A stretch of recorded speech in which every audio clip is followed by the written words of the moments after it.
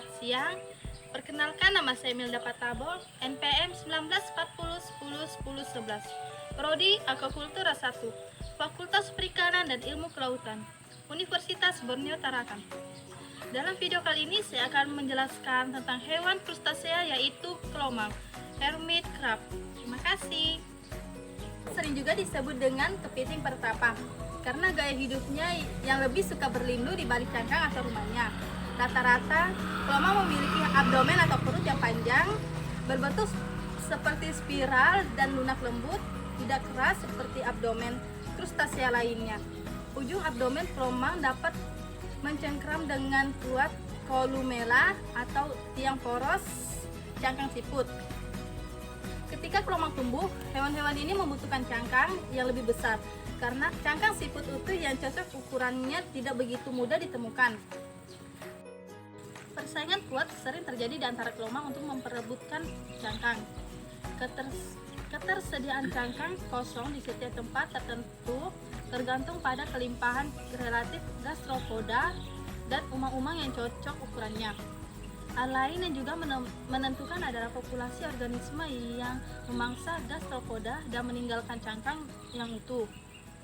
Kelomang yang dipelihara bersama-sama dapat saling berkelahi atau bahkan membunuh saingannya untuk memperebut cangkang yang mereka inginkan. Namun, jika kelomang-kelomang itu berbeda-beda ukurannya, secara signifikan kejadian perebutan cangkang kosong itu akan menurun atau bahkan nihil. Kelomang dengan cangkang yang terlalu kecil atau sempit tidak dapat bertumbuh tinggi, peluangnya untuk dimangsa jika kelomang itu tidak dapat sepenuhnya masuk bersembunyi dalam cangkangnya. Beberapa spesies kelomang, baik darat maupun laut, telah diamati membentuk antrean untuk bertukar cangkang. Jika kelomang yang ditemukan itu ternyata terlalu besar, kelomang akan kembali ke cangkangnya sendiri dan kemudian menunggu di dekat cangkang kosong sampai selama-lamanya 8 jam. Saat kelomang lain tiba, ia juga akan memeriksa cangkang kosong tersebut dan jika juga terlalu besar baginya, ia lalu akan ikut menunggu di situ. Demikian seterusnya. Satu persatu kelomang lain berdatangan dan bila belum ada yang cocok, juga umang-umang ini akan membentuk kelompok hingga sejumlah 20 individu. Kelomang-kelomang ini lalu berpegang satu sama lain dalam antrean dari yang terbesar hingga ke kelomang yang terkecil. Begitu seekor umang-umang tiba dengan ukuran yang tepat untuk cangkang kosong dan mengklaimnya, maka ia akan pindah ke cangkang baru serta meninggalkan cangkang lamanya. Cangkang lama yang ditinggalkan itu selanjutnya akan diambil oleh kelomang yang memiliki ukuran lebih kecil dan demikian seterusnya. Semua kelomang dalam antrean seperti bertukar cangkang secara berurutan, masing-masing bergerak menuju ke ukuran berikutnya.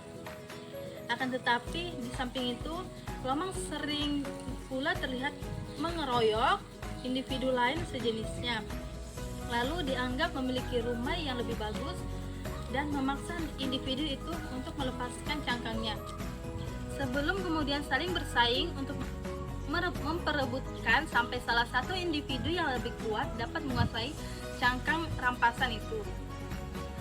Beberapa spesies kelomang laut yang besar cangkangnya dilekati oleh satu atau beberapa anemon laut.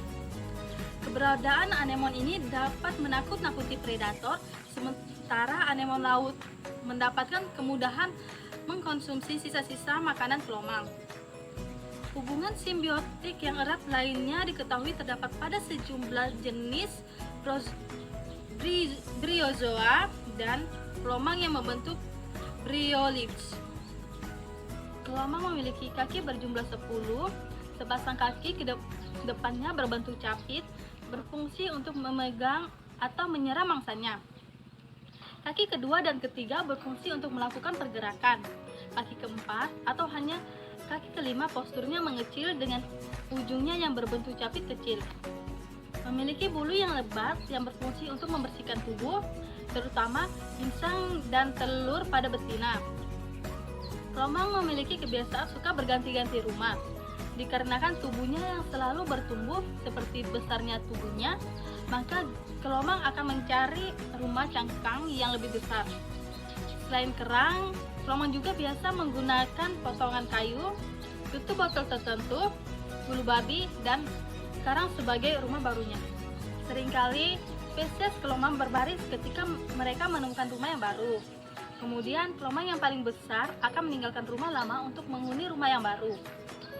Rumah lama ini akan digunakan oleh kelomang lainnya yang juga mulai tumbuh besar. Terjadi seperti itu terus hingga kelomang di warisan terakhir sudah mendapatkan rumah barunya. Mereka bisa saling mengabaikan kawin atau justru berkelahi. Perkelahian sering terjadi saat kelomang memiliki rumah kelomang lain yang lebih bagus dari rumahnya. Keinginan untuk merebut rumah itu yang sering menjadi pemicu perkelahian di antara sesama kelomang. Kelomang dikenal terbagi menjadi dua jenis, yakni kelomang darat dan kelomang air. Untuk kelomang air, kebanyakan hidup di laut. Oleh karena itu, mengapa kita sering menemukan di tepian pantai? Sebab mereka bisa hidup di perairan yang dangkal sampai ke dasar laut dalam. Di daerah tropis, hidup beberapa jenis kelomang darat yang memiliki larva akuatik. Kelomang jenis ini tetap memerlukan akses ke air untuk reproduksi. Baik kelomang darat maupun kelomang air lebih aktif berkegiatan di malam hari. Jenis-jenis kelomang sangat bervariasi dalam ukuran dan bentuknya, mulai dari spesies dengan ukuran karapas hanya beberapa milimeter panjangnya, hingga ke Honobita brevimanus yang bisa hidup selama 12-70 tahun dan ukurannya dapat mendekati besar buah kelapa.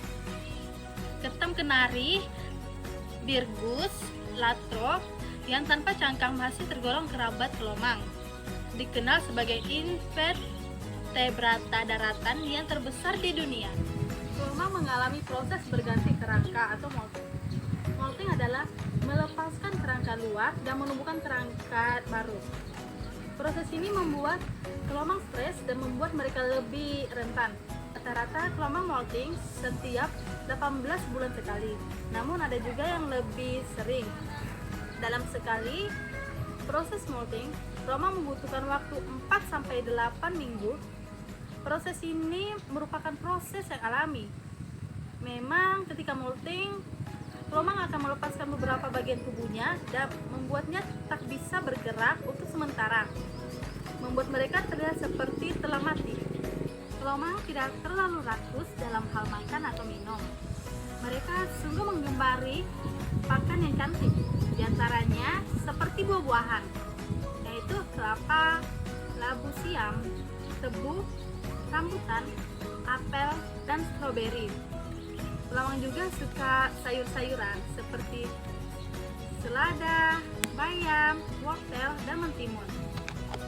Agar terasa kesegarannya, makanan-makanan ini perlu diganti setiap 3 kali sehari. Makasih. Demikianlah hasil materi yang dapat saya sampaikan. Kurang dan lebihnya saya minta maaf. Terima kasih. Bye-bye.